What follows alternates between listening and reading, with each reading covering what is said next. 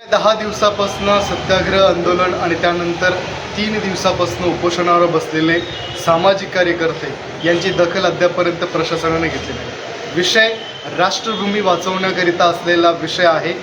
वैयक्तिक स्वार्थासाठी नसून तर राष्ट्राची जी जागा आहे ती वाचवण्याकरता एका सामाजिक कार्यकर्त्याला गेल्या 10 ते 15 दिवसापासून उपोषणाला बसण्याची वेळ येऊन ठेपलेली आहे आणि सध्याही प्रशासन यामध्ये कोणतीही दखल घेताना दिसून येत नाही. मुळात म्हणजे तालुक्यात असलेले जे बोगसगिरी जे आहे, बोगस डॉक्टरांवरती जो लढा त्यांचा आहे, बोगस डॉक्टर, बंगाली डॉक्टर हे जे आहे यांच्यावरती अद्यापपर्यंत कोणतीही कारवाई प्रशासनाकडनं केल्या गेलेली नाही आहे. म्हणून ते गेल्या 15 दिवसापासून मरण उपोषणाला बसले. सामाजिक कार्यकर्ते जे आहे ते आपल्या समोर आहेत. काय का आपण म्हणतो राजपत्रित अधिकारी, तहसीलदार, BDO, उपजिल्हाधिकारी व जिल्हाधिकारी यांना संविधानाचं व कायद्याचं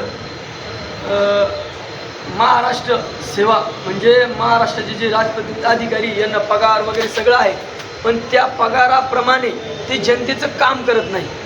विशेष म्हणजे बोगस बंगाली डॉक्टर टोळी मुकरदम, मुंगसापूरचा भोंदू बंगाली डॉक्टरांचा टोळी मुकरदम आहे. मुंगसापूरचा बापू शंकर पाटील मुंगसापूर येथील प्रकरण हा सर्व बंगाली डॉक्टरांना आयुर्वेदिक औषध पुरवतो आणि ते बंगाली डॉक्टर याच्याकडे विविध दुःखी पेशंट कलेक्शन करून कॅन्सर रुग्ण, विविध रुग्ण हे त्याच्याकडे पाठवतात.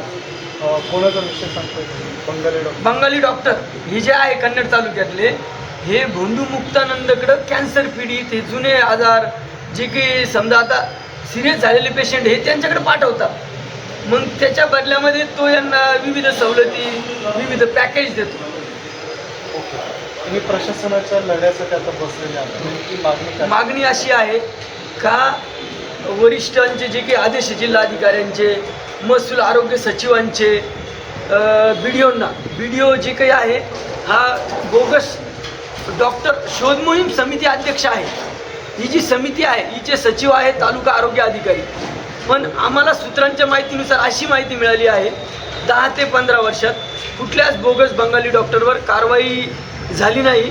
याचे परिणाम असे झाले का भोंदू बंगाली डॉक्टर यांनी धर्माचा व विविध याचा आधार घेऊन आपलं साम्राज्य एवढं वाढवलं की यांनी महसुलीच्या 12 एकर जमिनीवर अतिक्रमण केलेलं आहे व त्यानंतर अनेक शासनाची वनजमिनीवर सुद्धा अतिक्रमण केलेलं आहे. यांची हिंमत एवढी झाली की हे हेलिकॉप्टर घेऊन विविध ज्या प्रतिबंधक औषधी आहे, ज्यांना कायदेशीर विमानतळ असो का रेल्वे स्टेशन असो का विविध आणता येत नाही, यांना या औषधी आंतरराष्ट्रीय मार्केटमधून इकडे आणण्यासाठी हेलिकॉप्टरचा वापर करत आहे. हा जो मुद्दा तुम्ही मांडताय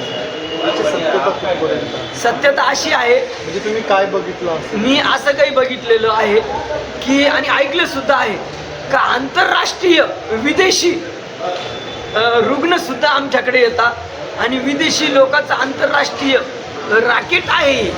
फक्त तिथं हेलिकॉप्टरमार्फत औषधी वगैरे आणायच्या, इथून नंतर गुप्त बैठका व मिटिंग होतात. यामध्ये 2-4 बडे नावंसुद्धा आहे. पण प्रशासन हे कुठंतरी कोणाच्या तरी आकाच्या दबावात आहे. माझं म्हणणं आहे यांनी भोंदू बंगाली डॉक्टरवर छापे टाकलेले आहे. छापे बघून गुन्हे दाखल करावे. ठीक आहे. जसे की तुम्ही आता या ठिकाणी सर्व मंत्र्यांचे फोटो लावले, नेमकी हा संदेश काय? हा संदेश असा आहे की माझ्या मतदार राजाला का आपण प्रशासनाने संविधानाने IAS अधिकारी नेमले, तहसीलदार, उपजिल्हाधिकारी, कलेक्टर व आयुक्त व मुख्य प्रधान सचिव. त्याच पद्धतीनं या मतदार राजाने आमदार, खासदार व जे काही मुख्यमंत्री व विविध मंत्री नेमलेले आहेत, यांचे जर हे काम नसत करत यांच्या छातीवर पाय देऊन माझ्याकडे या तुम्ही. जर तुमच्या दम नसेल यांच्या छातीवर पाय द्यायचा तर तुम्हाला संविधान आणि कायदा याचा तुमचा अधिकार विसरले का काय, असा आम्हाला संशय झालेला आहे. त्यांना त्यांचा अधिकाराचा वापर करण्याचा आणि संदेश देण्यासाठी हे सगळे केलेलं आहे. ठीक आहे. जसं की आपण बघू शकतो या ठिकाणी त्यांच्या उपोषण स्थळावरती विविध मंत्री जे आहेत, जसं की अन्न औषध मंत्री जे आहेत, त्यांचे फोटो आपल्याला या ठिकाणी दिसून येईल. जसं की बघितलं आपण तर या ठिकाणी बघा नहरी झुरळकर जे आहेत मंत्री त्यांचा या ठिकाणी ग्रामविकास मंत्री आहे यांचाही या ठिकाणी त्यांनी फोटो लावलेला आहे.